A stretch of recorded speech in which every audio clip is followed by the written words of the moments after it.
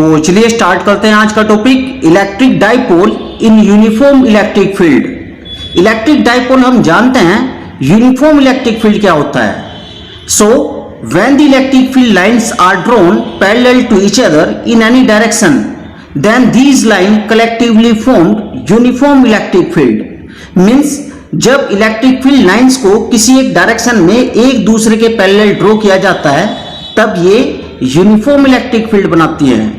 तो ये हमारी इलेक्ट्रिक फील्ड लाइंस हैं जो कि एक दूसरे के पैरेलल हैं, जिनको वेक्टर ई से इंडिकेट किया गया है। और ये हमारा डाइपोल ए भी है, consisting charges negative Q and positive Q, separated by a finite distance 2l। तो जब किसी डाइपोल को यूनिफॉर्म इलेक्ट्रिक फील्ड में किसी एंगल पर रखा जाता है तो इस पर एक फोर्स लगता है जो कि इसे रोटेट करता है। इस फोर्स को टॉर्क कहा जाता है।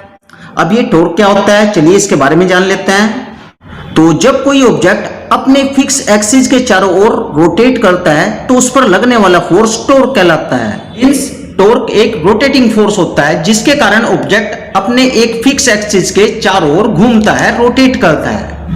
हम जानते हैं डाइपोल मोमेंट का जो डायरेक्शन होता है नेगेटिव चार्ज से पॉजिटिव चार्ज की ओर होता है। तो ये डाइपोल मोमेंट का डायरेक्शन है जो कि नेगेटिव चार्ज से पॉजिटिव चार्ज की ओर है। इस केस में इलेक्ट्रिक डाइपोल का जो रोटेशन होगा क्लॉकवाइज डायरेक्शन में होगा। तो सपोज कीजिए ये हमारा कोई इलेक्ट्रिक डाइपोल है, तो इस पे एक रोटेटिंग फोर्स लगता है जिसके कारण ये रोटेट करता है। और इलेक्ट्रिक डाइपोल तब तक रोटेट करता रहता है जब तक कि ये इलेक्ट्रिक फील्ड के पैरेलल ना हो जाए। इस केस में डाइपोल के दोनों एंड्स पर लगने वाले equal and opposite forces balance हो जाते हैं और डाइपोल पर लगने वाला नेट फोर्स और नेट टॉर्क जीरो हो जाता है और डाइपोल स्टेबल इक्विलिब्रियम में कहलाता है। अब यदि डाइपोल के चार्जेस की नेगेटिव और पॉजिटिव पोलरिटी को चेंज कर दिया जाए, मींस नेगेटिव के स्थान पे पॉजिटिव लिया जाए और पॉजिटिव के स्थान पर नेगेटिव लिया जाए, तब डाइपोल मोमेंट का जो डायरेक्शन होगा वो अपोजिट डायरेक्शन में हो जाएगा, नेगेटिव टू पॉजिटिव। इस केस में electric dipole anti clockwise direction में रोटेशन करेगा। सपोज कीजिए ये हमारा इलेक्ट्रिक डाइपोल है।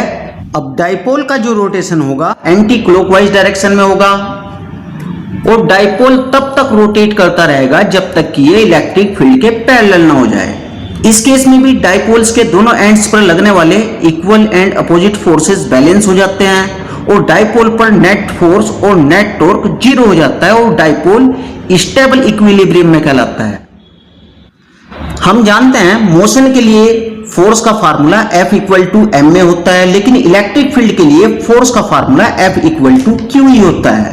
तो ये हमारा पॉजिटिव चार्ज है, तो इस केस में F equal to plus q ही होगा, means charge into electric field. और ये हमारा नेगेटिव चार्ज है, तो इस केस में फोर्स का formula F equal to minus q ही होगा।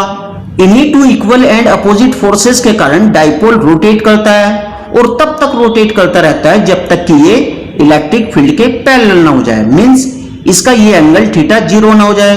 और जब डाइपोल इलेक्ट्रिक फील्ड के पैरेलल हो जाता है तो ये एरो और इलेक्ट्रिक फील्ड के एरो एक ही डायरेक्शन में हो जाते हैं। इस केस में टॉर्क का फार्मूला होता है tau equal to either force into perpendicular distance. Either force में कोई एक फोर्स ले सकते हैं और मैग्नीट्यूड फॉर्म में फोर्स चाहे पॉजिटिव हो या नेगेटिव, केवल पॉजिटिव लिया जाता है। और ये हमारी परपेंडिकुलर डिस्टेंस BC है जो कि दोनों फोर्स के बीच का डिस्टेंस होता है। इसे निकालने के लिए इस फोर्स की लाइन ऑफ एक्शन को बैकवर्ड प्रोड्यूस करते हैं और इस फोर्स से यहाँ पर परपेंडिकुलर ड्रॉ करते हैं। तो इस केस में ये हमारा परपेंडिकुलर BC है जो कि दोनों फोर्सेस के बीच का परपेंडिकुलर डिस्टेंस है। इसको हम साइन थीटा की हेल्प से फाइंड आउट कर सकते हैं। तो चलिए स्टार्ट करते हैं। Consider an electric dipole consisting charges positive q and negative q separated by a distance 2l apart as shown in the figure। तो यहाँ पर एक डाइपोल ए बी है consisting charges negative q and positive q separated by a distance 2l apart। We know that torque equal to either force into perpendicular distance।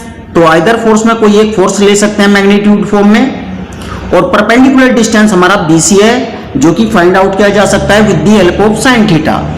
तो ये हमारा perpendicular है, ये बेस है और ये हाइपोटेन्यूज। तो हम जानते हैं sine theta equal to P upon H और P equal to H sine theta, और H है यहाँ पर हमारा 12, तो हमारा परपेंडिकुलर हो जाता है 12 साइन थीटा। तो चलिए देख लेते हैं इसको। Sine theta equal to P upon H, तो P हमारा BC है और H हमारा AB है। AB 12 है तो ये 12 हो जाएगा, तो यहां से हम BC फाइंड आउट कर सकते हैं। BC equal to 12 sine theta, तो यहां पर हम फोर्स की वैल्यू रख देते हैं और BC हमारा हो जाता है 12 साइन थीटा।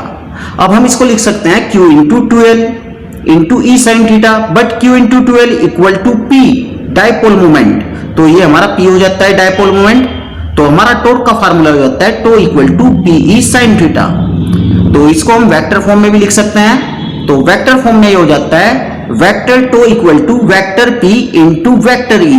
तो ये दो वेक्टर्स का क्रॉस प्रोडक्ट है।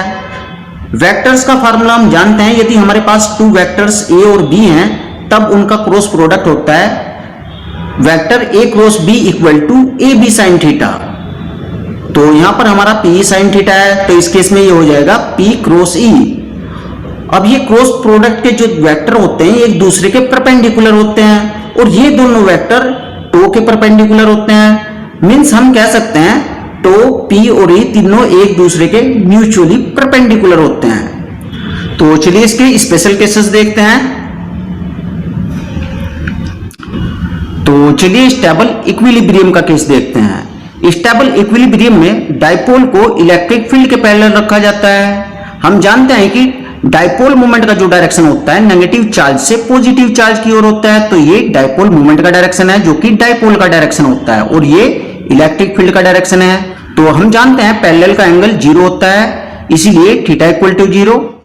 For stable equilibrium theta equal to 0 degree, so tau equal to P sine theta, और थीटा हमारा 0 है और साइन 0 हो जाता है हमारा 0, so tau equal to 0 degree.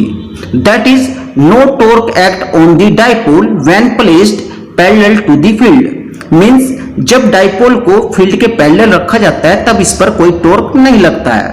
Means dipole पर लगने वाला नेट टॉर्क 0 हो जाता है। तो चलिए नेक्स्ट देखते हैं। तो नेक्स्ट हमारा अनस्टेबल इक्विलिब्रियम। तो अनस्टेबल इक्विलिब्रियम में डायपोल को इलेक्ट्रिक फील्ड के एंटी पैरेलल रखा जाता है। तो ये डायपोल मोमेंट का डायरेक्शन है और ये इलेक्ट्रिक फील्ड का। तो यहां पर हम देखते हैं जो डायपोल मोमेंट का डायरेक्शन है और इलेक्ट्रिक फील्ड का डायरेक्शन एक दूसरे के अपोजिट हैं, तो ये एंटी पैरेलल यहां पर रखा हुआ है। और हम जानते हैं जब डायपोल को एंटी पैरेलल रखा जाता है तो इस केस में एंगल हमारा 180 होता है। So for stable equilibrium theta equal to 180 degree, so tau equal to P sine theta और P साइन 180 डिग्री।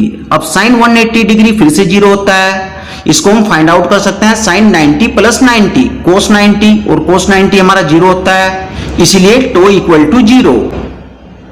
तो ये टो इक्वल टू 0 यहां पर आ गया है। That is no torque acts on the dipole when placed anti parallel to the field, means जब dipole को इलेक्ट्रिक फील्ड के एंटी पैरेलल रखा जाता है तब भी इस पर कोई टॉर्क नहीं लगता। नेट टॉर्क डायपोल पर 0 होता है और डायपोल अनस्टेबल इक्विलिब्रियम में कहलाता है। तो चलिए नेक्स्ट देखते हैं।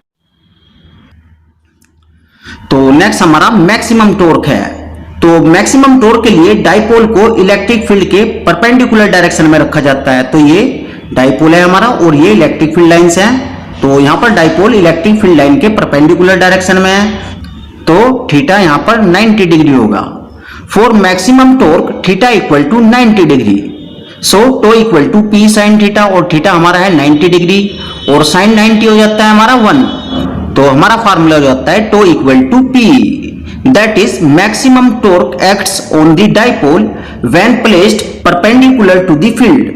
मींस डायपोल पर मैक्सिमम टॉर्क लगता है जब ये इलेक्ट्रिक फील्ड के परपेंडिकुलर डायरेक्शन में होता है। तो चलिए नेक्स्ट देखते हैं।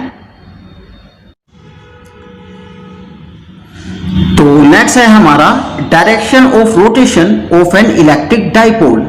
तो यहां पर इलेक्ट्रिक डायपोल की रोटेशन की डायरेक्शन को शो किया गया है। तो ये हमारा इलेक्ट्रिक डायपोल है। हम जानते हैं डायपोल मोमेंट का जो डायरेक्शन होता है नेगेटिव चार्ज से पॉजिटिव चार्ज की ओर है, तो ये डायपोल मोमेंट का डायरेक्शन है। इस केस में जो डायपोल का रोटेशन होगा क्लॉकवाइज डायरेक्शन में होगा, तो ये क्लॉकवाइज डायरेक्शन इंडिकेट की गई है।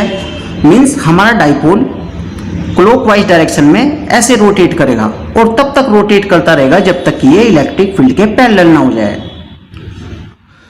अब यदि डाइपोल के पॉजिटिव और नेगेटिव चार्जेस की पोलैरिटी को चेंज कर दिया जाए, मींस पॉजिटिव के स्थान पर नेगेटिव लिया जाए और नेगेटिव के स्थान पर पॉजिटिव, तो डाइपोल मोमेंट का डायरेक्शन नेगेटिव से पॉजिटिव की ओर होगा और इस कंडीशन में डाइपोल एंटी क्लॉकवाइज डायरेक्शन में रोटेट करेगा। तो जैसे कि ये हमारा डाइपोल है, तो ये एंटी क्लॉकवाइज डायरेक्शन में रोटेट करेगा और तब तक रोटेट करता रहेगा जब तक कि ये इलेक्ट्रिक फील्ड के पैरेलल ना हो जाए। तो ये पैरेलल कंडीशन है यहां पर। तो यहां पर हम देखते हैं यदि डाइपोल मोमेंट का डायरेक्शन इस साइड है तो डाइपोल का रोटेशन क्लॉकवाइज होगा और यदि इस साइड है तो डाइपोल का रोटेशन एंटी क्लॉकवाइज होगा। तो डियर स्टूडेंट, ये वीडियो आपको कैसी लगी? अगर ये वीडियो आपको पसंद आई तो वीडियो को लाइक करें, चैनल को सब्सक्राइब करें। Okay, thanks for watching this video.